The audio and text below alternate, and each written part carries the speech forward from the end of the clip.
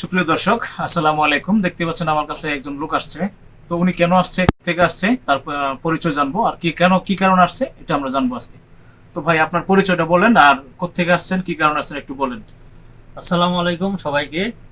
আমার ফেসবুকের ব্যাংক অ্যাকাউন্টটা সঠিক ছিল না এবং মনিটাইজেশনের জন্য আমি ঢাকা উত্তরা থেকে ভালুকা আসছি। ভাইজান নামটা এটা বলেন। আমার কমপ্লিট হয়ে গেল, বাইক দিয়ে কমপ্লিট করালাম, ইনশাল্লাহ আমার মনে হয় ঠিক হয়ে যাবে। আহ, আর আপনার নামটা আমার বলেন। নাম মোহাম্মদ ইসমাইল হোসেন, মোবাইল আইডির নামও এইটা। আচ্ছা, ওনার পেজটা আমি হুম।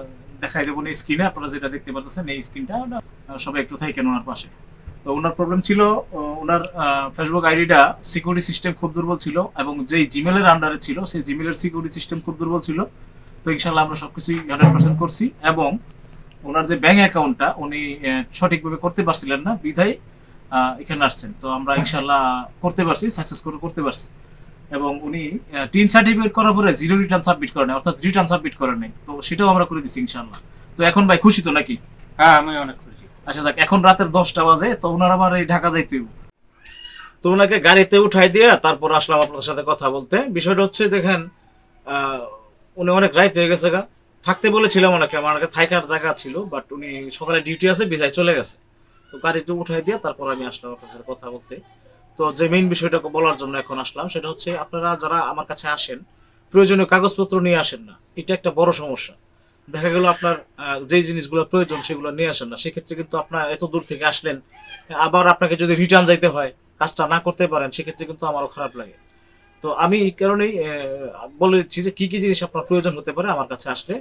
বিশেষ করে এনআইডি কার্ড বা ভোটার আইডি কার্ডটা যেটা সাথে নিয়ে আসবেন, আপনার ব্যাংক স্টেটমেন্ট যেগুলো আছে, ব্যাংকের যদি ব্যাংক চেক থাকে, অথবা ব্যাংকের যদি কোনো কার্ড থাকে, ভিসা কার্ড বা ডেবিট কার্ড বা আসে মাস্টার কার্ড যেগুলো আছে, ব্যাংক স্টেটমেন্ট নিয়ে আসবেন। তৃতীয়ত হচ্ছে আপনার টিন সার্টিফিকেট, এবং টিন সার্টিফিকেটের যে ই রিটার্ন সাবমিট জমা দিয়েছেন ওইটার একটা টুকিং আছে, আলাদা একটা সার্টিফিকেট আছে, হ্যাঁ নিয়ে আসবেন। আর যদি কারো টিন সার্টিফিকেট না থাকে তাহলে সমস্যা নাই, আমার এখানে টিন সার্টিফিকেটও করতে পারবেন, কোনো সমস্যা নেই।